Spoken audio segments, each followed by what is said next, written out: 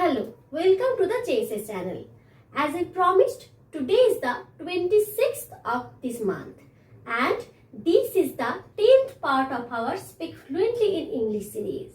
তাহলে চলুন শুরু করা যাক। এবার আমরা আগের ক্লাসগুলোয় একটা ফর্মাল গ্রিটিং করার পদ্ধতি শিখেছিলাম। আপনারা গুড মর্নিং বলতে পারেন, গুড আফটারনুন বলতে পারেন। এবার আপনাদের মনে নিশ্চয়ই প্রশ্ন যাচ্ছে কখন কোনটা বলবেন, তারই সলিউশন আমরা এই ক্লাসটা দেব। আপনি গুড মর্নিং বলবেন সকালবেলা। ধরুন আপনার সকালবেলা কারোর সাথে দেখা হলো, তখন আপনি কি বলবেন? গুড মর্নিং বলে তাদের গ্রিট করবেন। তারপর দুপুর 12টা থেকে 6টা অবধি গুড আফটারনুন। আপনাদের দুপুর 12টা থেকে বিকাল 6টা অবধি আপনারা বলতে পারেন গুড আফটারনুন। তখন দেখা হলেই আপনারা বলতে পারেন গুড আফটারনুন। আর তারপরে 6টার পর থেকে হয়ে যায় ইভিনিং বা সন্ধ্যা, তখন আপনারা বলতে পারেন গুড ইভিনিং। তারপরে আপনি যখন শুতে যাচ্ছেন বা ঘুমোতে যাচ্ছেন তখন আপনি বলতে পারেন গুড নাইট। তাহলে সকালবেলায় আপনি উইশ করবেন গুড মর্নিং বলে, তারপরে বিকালবেলা বা দুপুরবেলায় বলবেন গুড আফটারনুন, তারপরে যখন 6টার পরে হবে বা সন্ধ্যাবেলায় হবে তখন আপনি বলবেন গুড ইভিনিং। আর যখন আপনি রাতে ঘুমাতে যাবেন তখন গুড নাইট বলবেন। আর যখন কোনো জায়গা থেকে আপনি চলে যাচ্ছেন তখন আপনি বলতে পারেন গুড বাই। গুড বাই বা টাটা মানে আসছি। তাহলে মর্নিং কখন বলবেন? সকালবেলা গুড মর্নিং। গুড আফটারনুন কখন বলবেন? দুপুর 12টার পর। আর বিকেল 6টার পর আপনি বলবেন গুড ইভিনিং। আর রাতে শুতে যাওয়ার সময় আপনি বলবেন গুড নাইট। ক্লিয়ার? এবার কমেন্ট বক্সে আপনারা কোন টাইমে ভিডিওটি দেখছেন সেই অনুযায়ী আমাকে একটা ফর্মাল গ্রিটিং করুন। এবার আমরা রোজ ঘুম থেকে ওঠা থেকে রাতে ঘুমোতে যাওয়া অবধি যা যা করি তাই ইংলিশে কিভাবে বলতে হয় জেনে নেব। প্রথমেই আমরা কি করি? ঘুম থেকে উঠি। আর এই ঘুম থেকে ওঠাকে ইংলিশে বলে wake up. So at first we wake up. ঘুম থেকে উঠেই আপনারা কি করেন? আপনাদের টিথ ব্রাশ করেন। টিথ মানে হচ্ছে দাঁত, আর টিথ কথাটি হচ্ছে প্লুরাল। প্লুরাল মানে যখন একটার বেশি তখন তাকে প্লুরাল বলে। আমরা তো অনেক করে টিথ ব্রাশ করি, তো সেই জন্য after waking up we brush our teeth. তারপরে আপনারা বলুন টিথ ব্রাশ করার পর আমরা কি করি? আমরা খাবার খাই। আর এই সকালবেলায় ঘুম থেকে ওঠার পর যে খাবারটা খাই সেটাকে আমরা বলি breakfast. So then we eat our breakfast. Breakfast মানে কি? সকালের খাবারটা। তারপরে আমরা কি? কেউ স্কুলে যায়, কেউ কলেজ যায়, কেউ তার কাজে যায়। So after eating breakfast we go to work. তারপরে আমরা কাজে যাই। কাজে যাওয়ার পর কাজ করা হয় ওখানে। তারপরে দুপুরবেলায় আপনি যে খাবারটা খান তাকে বলা হয় লাঞ্চ। LUNCH। তাহলে আপনি সকালবেলার খাবারটাকে বলবেন ব্রেকফাস্ট, আর দুপুরের যে খাবারটা খান ভাত ডাল যাই হোক, যে ভরপেট খাবারটা খান তাকে বলা হয় লাঞ্চ। LUNCH। তারপরে কি? কাজ ছেড়ে আপনি বাড়ি ফেরেন, সেইটাকে বলা হয় কাম ব্যাক হোম। বাড়ি ফেরার পর রাত্রিবেলায় আপনারা যে খাবারটা খান সেই খাবারটাকে বলা হয় ডিনার। আর এই ডিনার করার পর আপনারা কি করেন? ঘুমোতে যান। তারপরে এসে যায় স্লিপ। স্লিপ মানে ঘুমানো।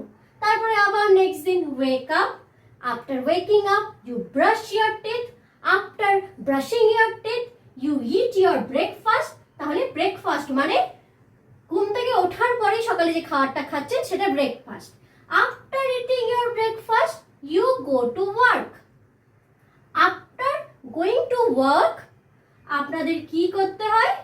লাঞ্চ টাইমে মানে দুপুরবেলা যখন খাওয়ার জন্য সময় দেয় সেই টাইমে আপনারা লাঞ্চ করেন। লাঞ্চ কি?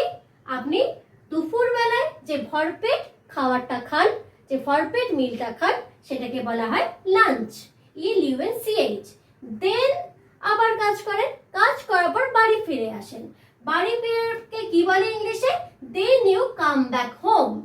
After coming back home you will have some free time, like you will watch TV, you will watch any video on the YouTube. আপনি আপনার ডিনার করেন। ডিনার করা কি? রাতে আপনি যেই খাবারটা খান সেই খাবারটাকে বলে ডিনার। ডিনার করার পর কি আপনি ঘুমোতে যান। ঘুমোতে যাওয়ার ইংলিশ হচ্ছে then sleep. Clear? So at first we wake up, then we brush your teeth, then we eat our breakfast, then we go to work, then we have our lunch, then we come back home, then we have our dinner at night, and after that we sleep. Clear? আপনারাই বলুন আপনারা এখন কি করছেন, comment সেকশনে জানান। এবার আমরা যখন ইংলিশে কথা বলি আমাদের এইটাকেই বা কি বলে, এটাকেই বা কি বলে তা বলতে অনেক সময় প্রবলেম হয়। তো সেইগুলোই জেনে নিই আমরা কাকে কি বলে, আমাদের শরীরে যে বডি পার্ট তাকে কি বলে। এই যে আমাদের মাথা সেটাকে আমরা বলি হেড, এই যে আমাদের গলা সেটাকে আমরা বলি নেক, এই যে আমাদের হাত এটাকে আমরা বলি হ্যান্ড, HAND হ্যান্ড। আমাদের ছাতিকে আমরা বলি চেস্ট। দেখুন এই যে স্টিক ফিগারটা ছাতি দেখানো হচ্ছে সেই পোরশনটাকে বলা হয় চেস্ট। আমাদের পেটকে আমরা বলি অ্যাবডোমেন বা বেলি, আর পায়ের পাতাকে বলি ফুট। তাহলে আমরা আমাদের মাথাকে বলি হেড, চোখকে বলি আই, নাককে বলি নোজ, গলাকে বলি নেক, হাতকে বলি হ্যান্ড, ছাতিকে বলি চেস্ট, পেটকে বলি অ্যাবডোমেন, পায়ের পাতাকে বলি ফুট।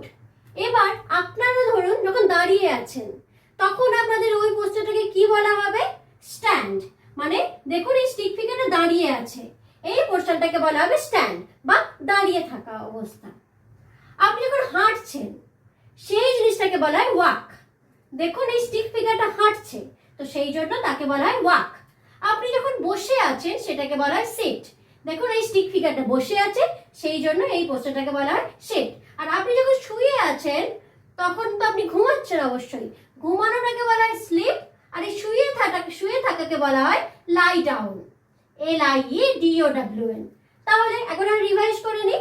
মাথাকে বলা হয় হেড, চোখকে বলা হয় আই, নোজকে বলা হয় নাক, হাতকে বলা হয় হ্যান্ড, ছাতিকে বলা হয় চেস্ট, পেটকে বলা হয় অ্যাবডোমেন বা বেলি, আর পায়ের পাতাকে বলা হয় ফুট। আর আমরা যখন দাঁড়িয়ে থাকি তখন বলা হয় স্ট্যান্ড, যখন হাঁটা হয় তখন বলা হয় ওয়াক, যখন বসে থাকা হয় তখন বলা হয় সিট, আর যখন ঘুমানো হয় বা শুয়ে থাকা হয় সেটাকে বলা হয় লাই ডাউন। আপনারা কমেন্ট সেকশনে জানান আমি কোন পজিশনে এখন আছি, আর এইটাকেই বা কি বলে ইংলিশে। আমাদের ইংলিশে কথা বলার জন্য বেসিক কিছু ভোকাবুলারি জানা খুবই দরকার। And as I said English is a two way process. আমি বলছি আপনারা পার্টিসিপেট করছেন না তাহলে কিন্তু হবে না। আজকে আমরা জেনে নেব কিছু সম্পর্কের নাম। প্রথমে বাড়ির যে বাবা সেই বাবাকে ইংলিশে বলা হয় ফাদার, আর বাড়ির যে মাকে বলা হয় মাদার। তাহলে বাবার ইংলিশ ফাদার, মায়ের ইংলিশ মাদার। আর এই বাবা হলো মায়ের হাজবেন্ড, হাজবেন্ড মানে স্বামী, আর মা হলো বাবার ওয়াইফ, ওয়াইফ মানে স্ত্রী। এবার এদের যে ছেলেকে বলা হয় সন, আর মেয়েকে বলা হয় ডটার। তাহলে ছেলেকে বলা হয় সন আর মেয়েকে বলা হয় ডটার। আর এই যে ছেলে তার সাথে মেয়ে সম্পর্ক কি আপনারা বাংলাতে বলুন? ঠিক, এ হলো এ দিদি বা বোন। সেই বোনকে ইংলিশে বলা হয় সিস্টার, আর এই সিস্টারের এই ভাই কে হবে? ব্রাদার। তাহলে আমরা বাংলাতে বাবা তাকে ইংলিশে বলি ফাদার, আর বাবা হলেন মায়ের হাজবেন্ড, আর মাকে বলা হয় মাদার, মা হলেন বাবার ওয়াইফ বা স্ত্রী। আর এদের ছেলেকে বলা হবে সন, আর মেয়েকে বলা হবে ডটার। আর সন এই ডটারের ব্রাদার বা ভাই, আর সনের দিদি হলো ডটার বা সিস্টার, সিস্টার মানে বোন। তাহলে ফাদার মানে বাবা, মাদার মানে মা, আর বাবার ওয়াইফ হচ্ছে মাদার বা স্ত্রী, আর ওয়াইফের হাজবেন্ড হচ্ছে ফাদার। আর তাদের ছেলেকে বলা হবে সন, আর মেয়েকে বলা হবে ডটার। আর ব্রাদার মানে ভাই, সিস্টার মানে বোন। ক্লিয়ার? এবার আপনারাই বলুন বাবাকে ইংলিশে কি বলে। আপনারা কমেন্টে লিখুন। এবার চলুন আমরা প্রিভিয়াস ক্লাসের কিছু জিনিস রিভিশন দিয়ে নিই। মাই নেম ইজ দিয়ে আপনার নাম মনে আছে। আই লিভ ইন বলে আপনি যেখানে থাকেন সেই জায়গার নাম। আই লাইক বলে আপনি যা কিছু পছন্দ করেন তার নাম। তাহলে আপনারা বলুন মাই নেম ইজ, তারপরে কি হবে? আই লিভ ইন কি হবে? আই লাইক কি হবে? এই কটা জানলেই কিন্তু আপনারা নিজেদেরকে ইন্ট্রোডিউস করতে পারবেন। তাহলে অবশ্যই আপনারা কমেন্ট সেকশনে আপনাদেরকে ইন্ট্রোডিউস করে দেখান। আজকের ক্লাসটা এই পর্যন্তই, আজকে এখানেই শেষ করছি। আর আপনারা প্রত্যেক বৃহস্পতিবার করে বা প্রত্যেক থার্সডে আমাদের এই স্পোকেন ইংলিশের ক্লাস দেখতে পাবেন। তাছাড়াও মাসে 5th and 26th একটা করে স্পোকেন ইংলিশের ক্লাস আপনারা পাবেন। শুধুমাত্র তাই না, জেএসএস চ্যানেল আপনাদের জন্য ফ্রি স্পোকেন ক্লাসেরও ব্যবস্থা করেছে। প্রত্যেক স্যাটারডে বিকেল 6টার সময় আপনারা একটা করে ফ্রি ক্লাস পেতে পারেন। কিভাবে? আপনারা অবশ্যই ডেসক্রিপশন বক্সে তার লিংক পাবেন, সেখান থেকে জয়েন হন। স্পোকেন ইংলিশ কিন্তু যতক্ষণ না আপনারা নিজেরা বলবেন ততক্ষণ কিন্তু প্র্যাকটিস করা পসিবল না। তো অবশ্যই আপনারা লিংকে জয়েন হন আর আমাদের ক্লাসগুলো দেখতে থাকুন। ধন্যবাদ।